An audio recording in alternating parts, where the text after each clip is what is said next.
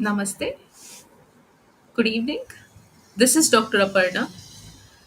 I am your emotional healing synergist. I am an Ayurvedic psychotherapist, a passionate infopreneur, medical writer, and now a budding YouTuber.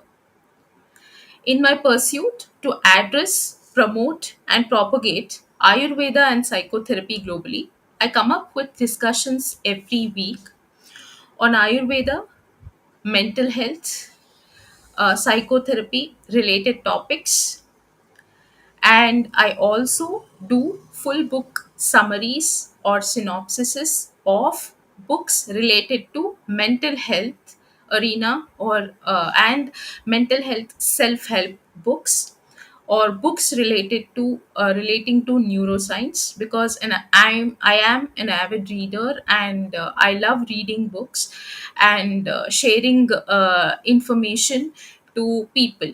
So in this discourse, previous two sessions, I was talking about a book called The Courage to Be Disliked. This is the session three or part three of the full book summary. So if you want if you want detailed discussions of the first two summaries, you will find it in my LinkedIn and YouTube. I'll link in the description below if you want to. And let's get started without wasting any time. So to say, see, as I've already, as this has been already discussed, that in the courage to be disliked, the 5 night discussions between this book is all about the 5 night discussions, the questions and the answers, between the young man and the philosopher, you know that form the core of the book, so presenting various philosophical concepts and teaching. So one of it could be is, we have touched it on this in the last session. That means the author says that all you can do with regard to your own life is to choose the best path that you believe in. On the other hand, what kind of judgment, do other people pass on that choice? That is the task of other people. So the author says the judgment, the kind of judgment that other people pass on our life, our work, is their task. It is not our task. So that is the task of other people and is not a matter that you can or I can do anything about.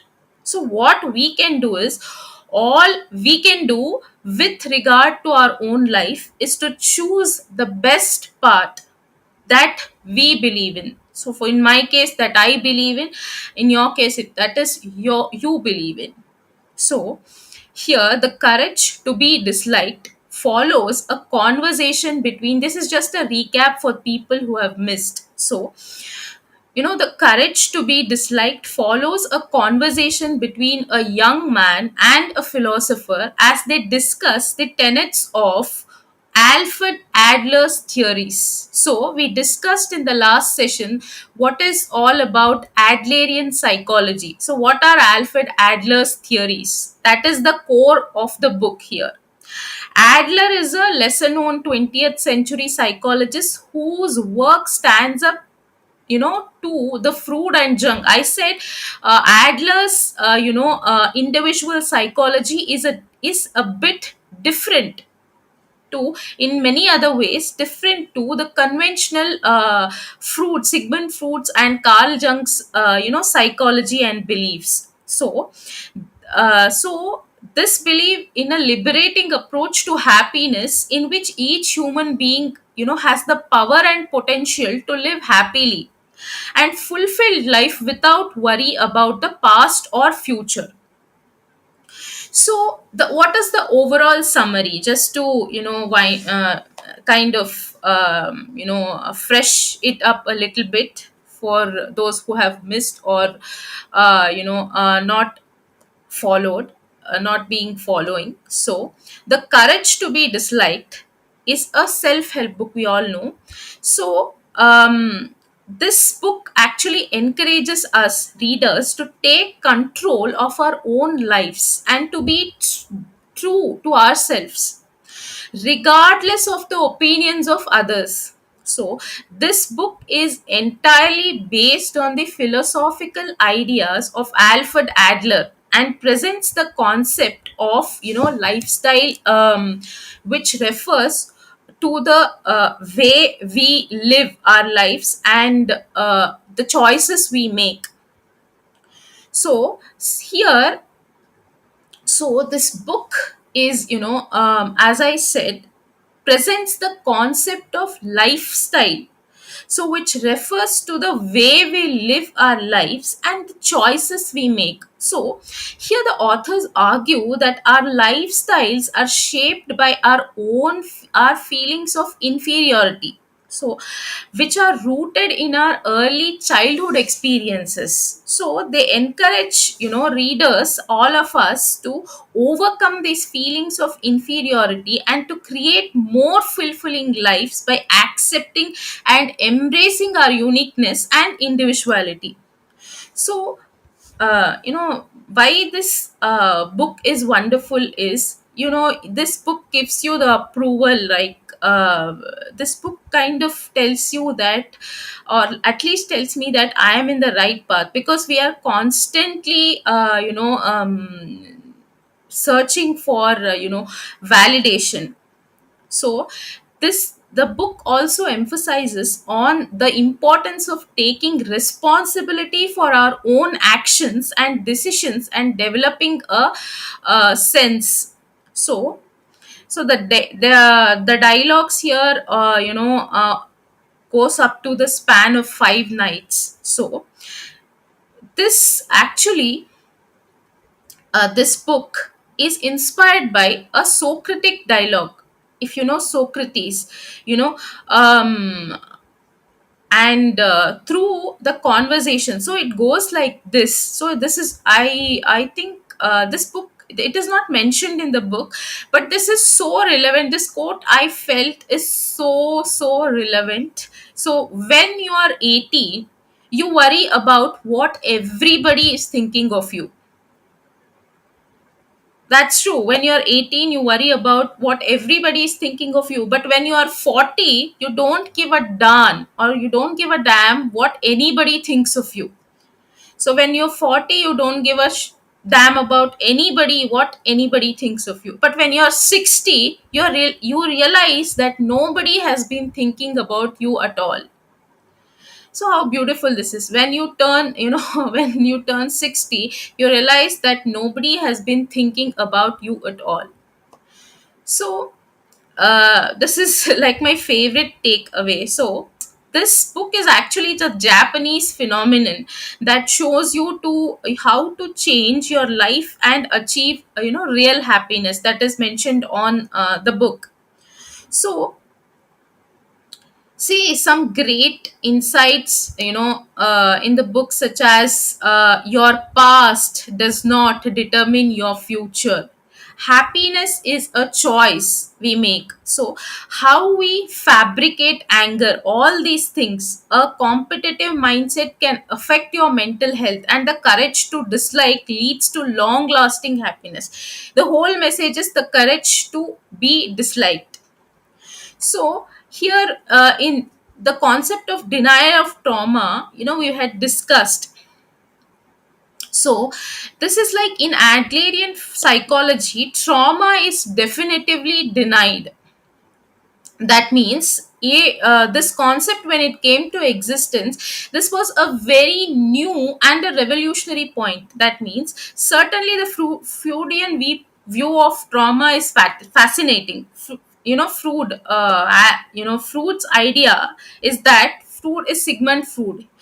Sigmund Freud is called the father of psychology. So Freud's idea is that a person's psychic wounds, that means traumas, cause his or her present unhappiness. So Freud believed that a person's trauma caused the present unhappiness.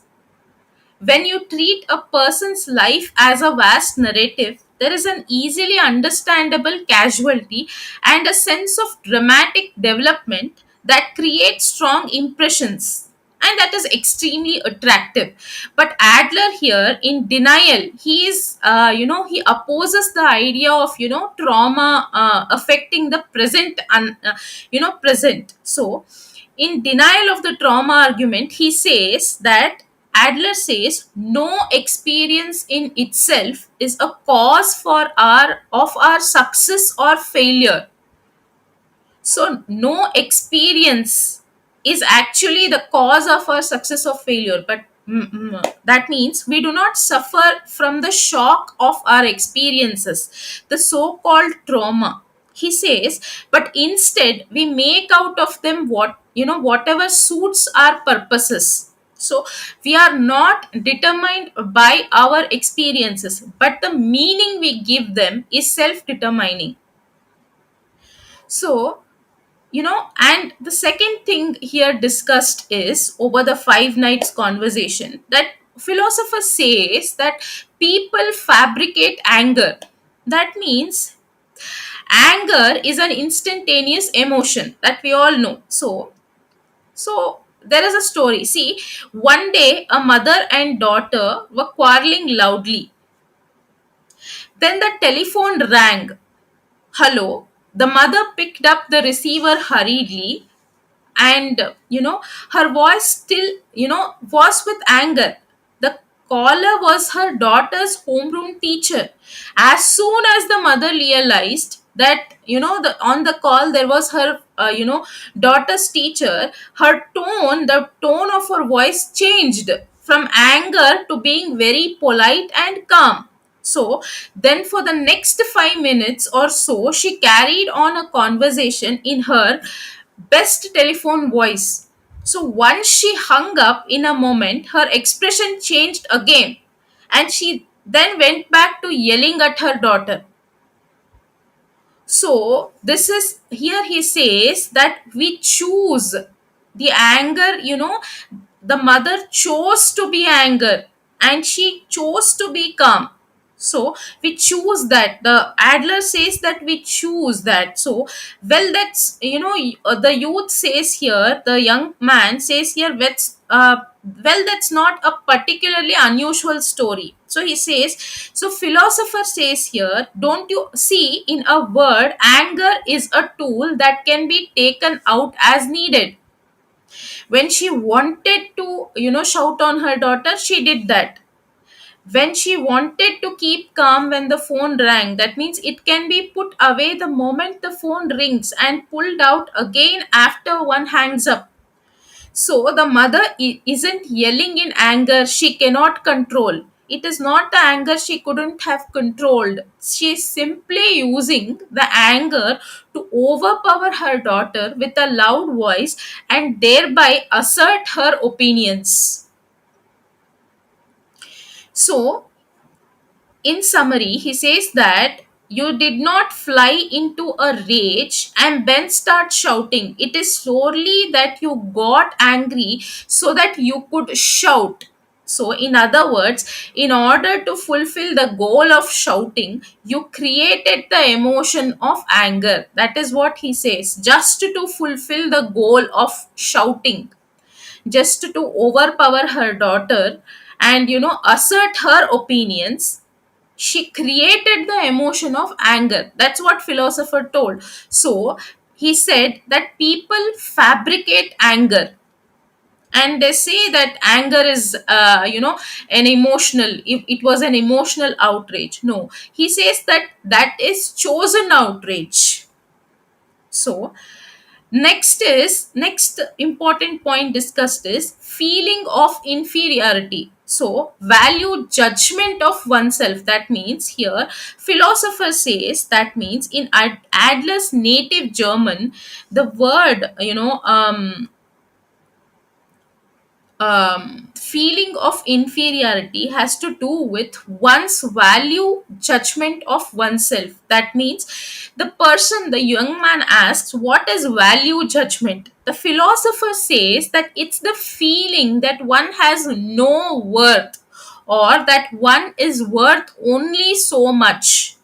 So he says in conclusion that we cannot alter objective facts, but subjective interpretations can be altered. So, as much as one likes, and we are inhabitants of a subjective world. So here, so what on earth could this value be? So what is that? See, for example, take diamonds. For instance, which are traded at a high value. Diamonds are traded usually at a high value or currency to a currency. So we find people. We find particular values for these things and say 1 carat is this much, so that prices are such and such. For diamonds there is a fixed price, so 1 carat costs this much, this item costs this much. So but if you change your point of view, a diamond is nothing but a little stone. So here philosopher in other words says value is something that is based on a social context. That means the value given to a $1 bill is not an objectively attributed value, though that might be a common sense approach. So, if one considers its actual cost as printed material, the value is nowhere near a dollar. If you consider just it is a printed material, then it has no value, as the diamond is nothing but a stone. So, a healthy feeling of inferiority is not something that comes from comparing oneself to others. So it comes from one's comparisons with ideal self.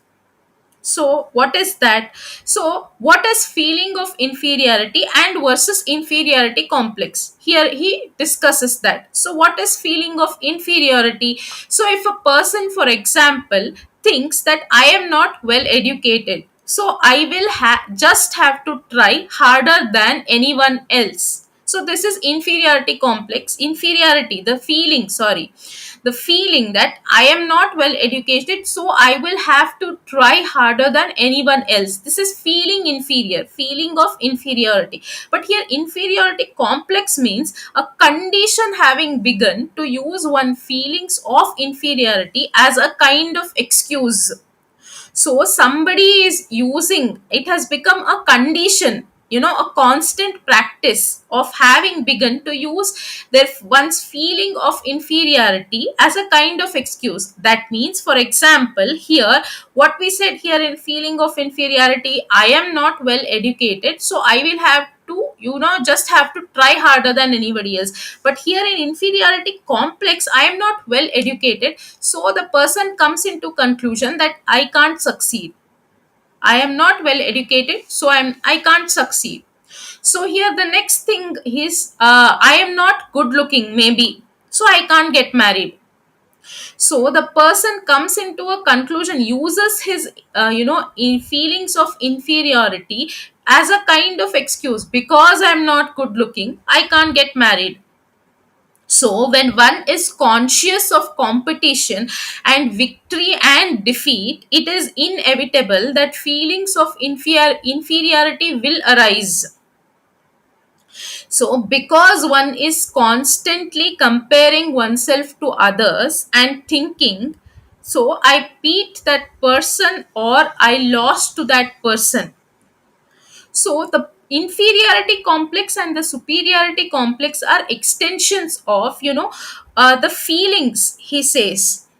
So, when a person is conscious of competition and he's conscious of victory and defeat, so it is inevitable that feelings of inferiority will arise. Why? Because one is constantly comparing oneself to others and thinking.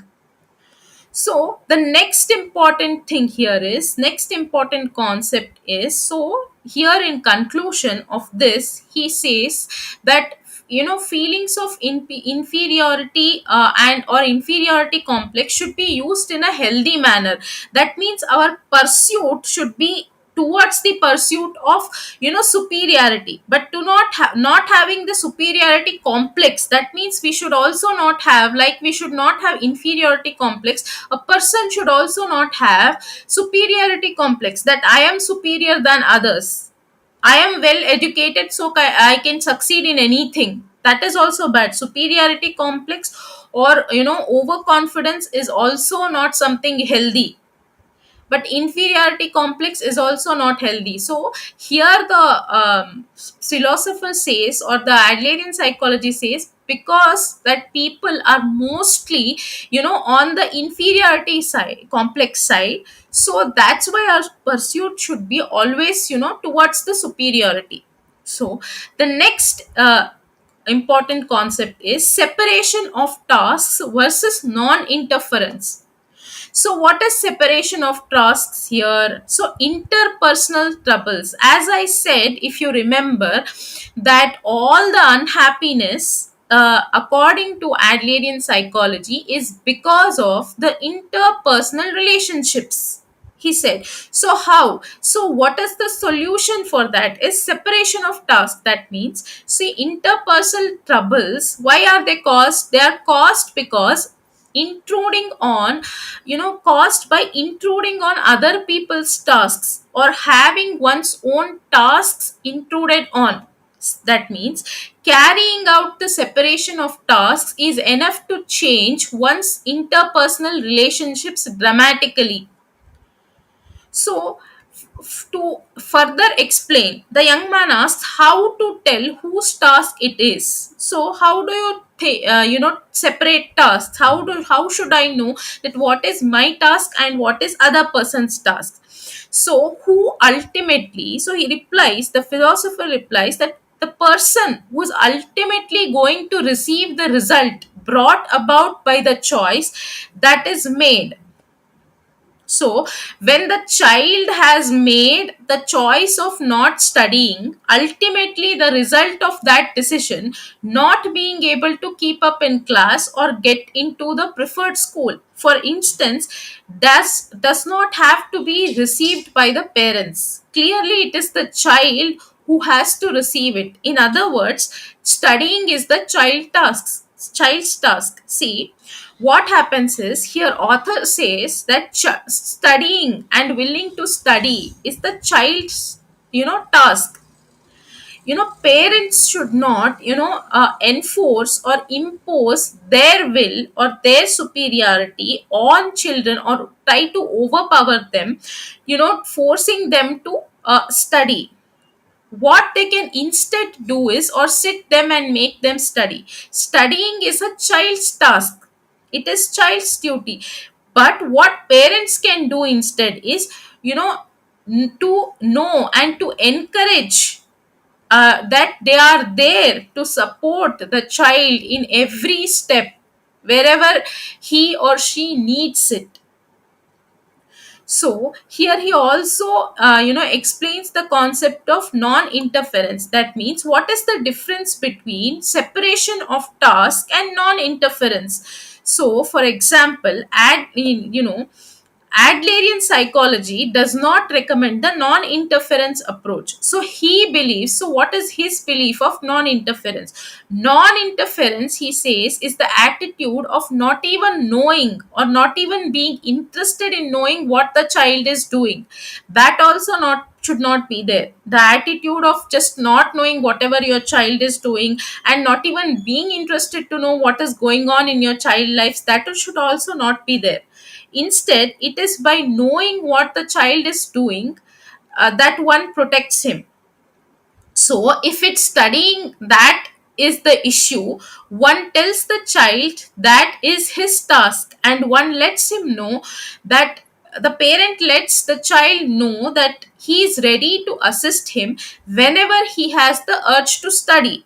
But parents must not intrude on child's task. When no requests are being made, it does not do meddle in things.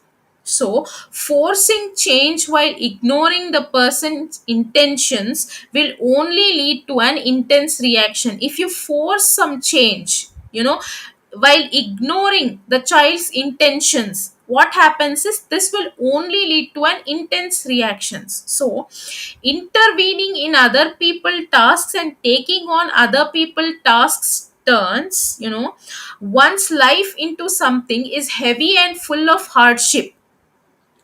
This also, for example, we can say that, our parents, even after the marriage, many of the children, the husband and wife, come to us that, parents are, forcing us to do something that we do not want to do. That means they are imposing their beliefs, and they have the authority of our decisions. So here the author says that, deciding what to do, where, see, deciding on what to study, when to study, what subject to study, what career to pursue, whom to marry, where to live, how to live, when to have kids, is not the parents' task. What happens is, if for example, intervening in the, children's task here and taking on,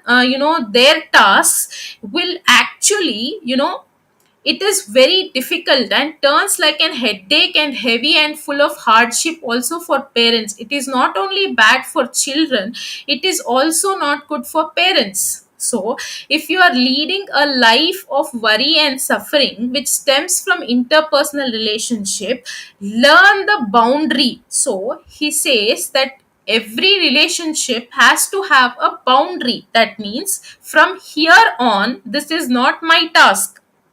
That means I have raised my child, and given him or her the values, the education, and, the way to, earn financial independence. So from here on, it is not my task, it is my child's task to do so. And discard other people tasks. So we are discarding the, child task. It is good for him or her as well, as they have the authority to take their decisions in life. And this is the first step towards lightening of the load. That means to make your life simpler, to make the parents life simpler by lightening the load and make the life simpler. So this is one of the, things that is discussed. That means, separation of tasks, or you can always know that what is going on in your children's life, your daughter or your son. But here, it is only said that you do not have the authority to impose on your beliefs, your opinions, and your decisions on them. That is it. So, see, courage to be disliked. Here, there is one more thing which is discussed, is courage to be disliked. So, this, why is this said? So, the young man asks the philosopher, why is this said and what is this? So, what is it? So, you're worried about how other people are looking at you. That means you are worried about being judged by other people. So that is why you are constantly craving recognition from others. So what happens? This happens to all of us. So we always, human beings, are worried about how other people are looking at you. How, we are worried, constantly worried about being judged by other people. That is why you are constantly, what happens is, we all crave constantly for recognition from others. Now, why are you worried about other people looking at you anyway? The philosopher says, why are you worried about other people looking at you anyway? So Adlerian psychology has an easy answer. That means you have not done the separation of tasks. That means you only have to worry about your goals, your work, and your thing. what other people think of you is not your task. How other people judge you is not your task. It is others' task. That is called separation of tasks. So you assume that even things that should be others people tasks are your own. So we cannot do anything. I cannot do about people who judge me, whether it is right or wrong. So I don't have any authority on or control on that, but I can only have the control on my tasks, not other people's tasks. That is what the author has to say. So freedom is being disliked. So freedom here is, the author says it beautifully, that it is being disliked by other people. That means it is the proof that you are exercising your freedom and living in freedom. So that is the proof. If some people dislike you, that means some people may like you, some people may dislike you. You can't make everybody happy. That itself is the proof that you are exercising your freedom and living in freedom, and that is a sign that you are living in accordance with your own principles. So the thing is, if somebody is disliking you, somebody is jealous of you, that is the proof or the sign that you are living in accordance with your own principles.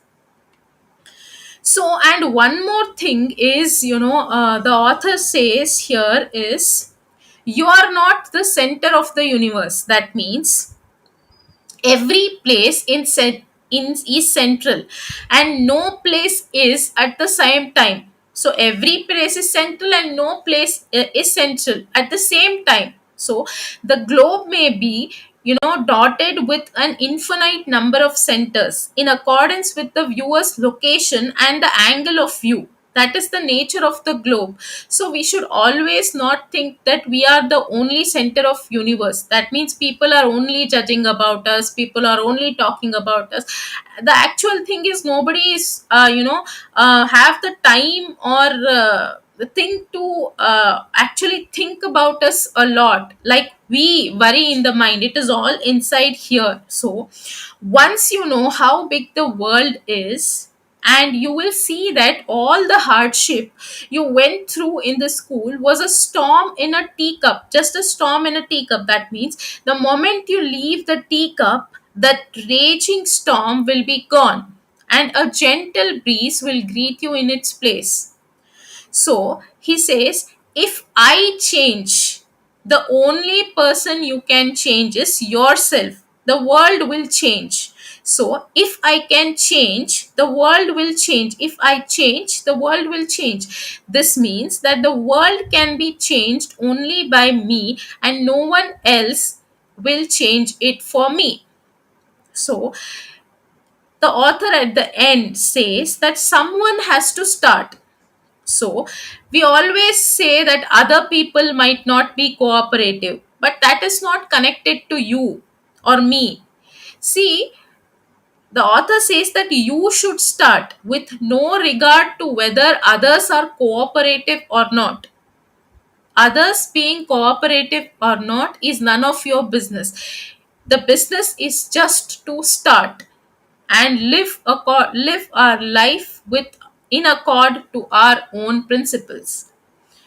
So there ends the session. So all the best in your quest to get better. Don't settle and live with passion. So thank you for staying tuned, and I'll meet you in the next session. So I think I have talked about this book enough. What all I could gather, the highlights and the takeaways, and whatever I liked. I have discussed, and let me know how did you think of my synopsis. And thank you for staying tuned. If you have any queries or any insights for me, please do post it in the comment section. If you want me to talk about some other mental health arena books, just let me know. Or if you have any queries on any Ayurveda and psychotherapy related topics, please let me know that also in the comment section. Thank you. Namaste.